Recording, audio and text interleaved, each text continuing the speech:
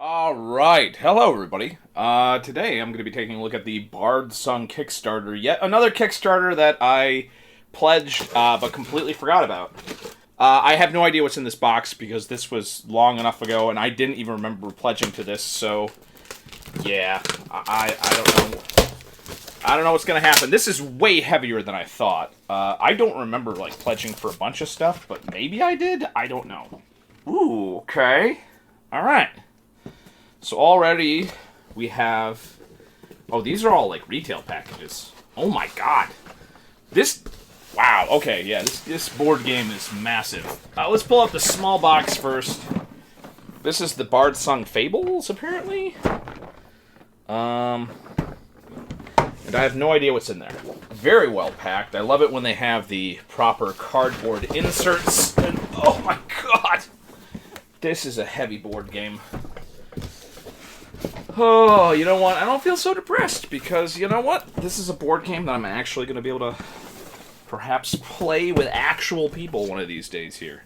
So here we have the Bardsung board game. This is by Steam-Forged Games.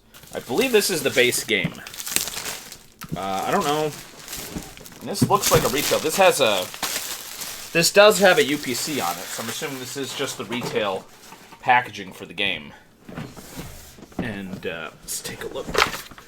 Ooh, look at that. That is interesting. We have some lovely packaging in here. We got a tile reference sheet.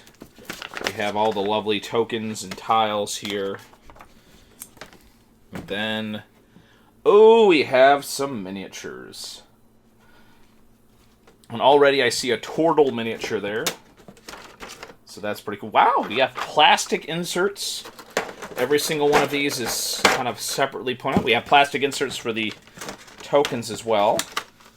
Look at that. I think this is each character, and we have extra little stuff for the other things here.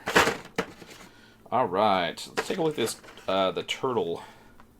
So that's cool. So, much like many of the other Steam-Forged products, there's no assembly required, at least with the smaller ones. And they're all set up and ready. Very, very good details on the face. Very nice. And we have the rest of them, which look pretty good. Ooh, we have a lovely crow person here, who we could just paint up as a Kenku for D&D. A Kenku adventurer, or a crow person. Excellent detail. Love the pose. Very nice. Very good. Very nice detail. Look at the detail on the skulls and cloth on the belt. That's pretty cool. So we get a bunch of those. Wow. Okay. So we get those. Ooh, we get a gelatinous cube. This all fits together rather snugly. Ooh, yeah, and there's the big demonic miniature.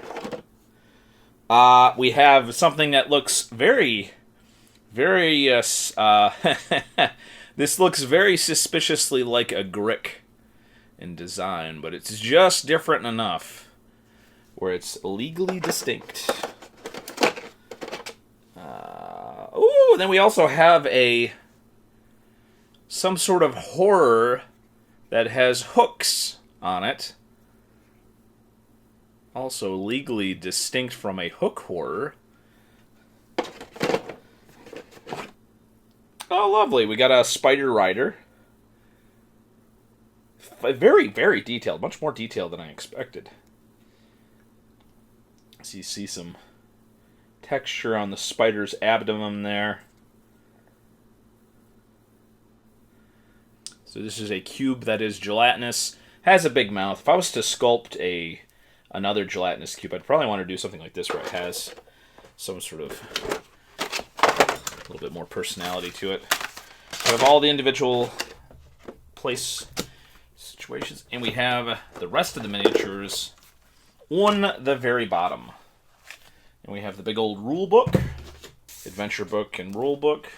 So we have the bottom oh wow, look at all these. This could be like used for a number of monsters, but yeah, the level of detail in this is frankly, really nice. And here it is. I remember this guy. This is the little mushroom guy here. The mushroom enemy. Which is really cool because he's got a skeleton growing. He's growing out of a skeleton. He's very disturbing. And he's got a little secondary mushroom guy growing out of him. That's pretty interesting, I must say. This was the rat miniature, which is a classic dire-looking rat. Classic ogre miniature. Even kind of like a Warhammer touch where it kind of has torso armor there. But I like how it looks like it's a scavenge shield that the ogre just kind of put up to protect itself. Somewhat suspicious. This looks somewhat like a classic D&D monster for sure. Especially since it seems to be eating away at a sword there. Let's just see how we've advanced through the years here. I wish I had the actual old I wish I had the old Chinasaur. This is the duplicate of the metal miniature here. Of the old metal miniature, and then we have the board game version, which is legally distinct from that. Have the demon, which is a colossal style base. Look at that. I always love action poses with miniatures that are this large. This guy clearly looks like he's being summoned and tearing himself free from chains and whatnot.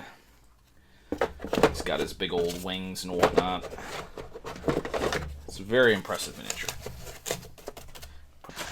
Now to see if I can put these back in order. This is meticulously put together, I must say. We have some angry-looking dwarves. That's a nice miniature. That looks like.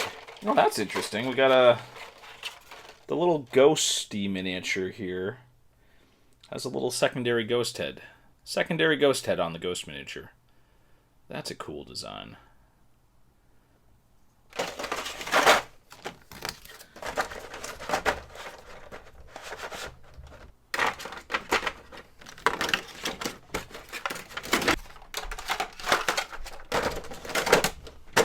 Wow, look at that. And that pretty much fits together. You have the box that goes right on top. Wow, look at that. I'm telling you, Steam Forged Games really does a proper job of putting together all their products.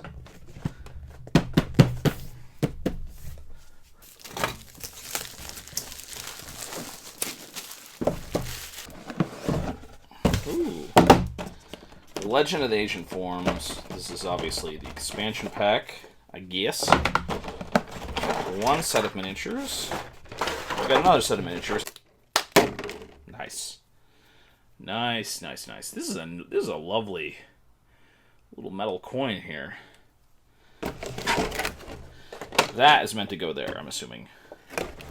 So we have some more miniatures, including something that looks to be legally distinct from a Grell.